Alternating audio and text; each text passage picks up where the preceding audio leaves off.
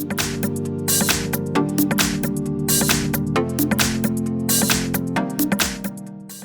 everyone, here we've got KYOCERA Torque G03 and let me show you how to reset camera settings on this device.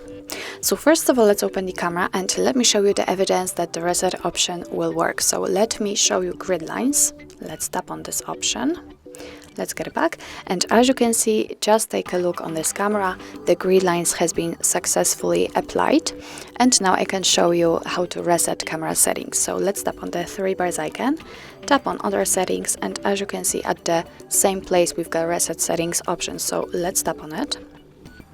Now your device is asking you if you really want to do it, because the camera and video settings will be restored to original state. So let's tap on OK if you're ready.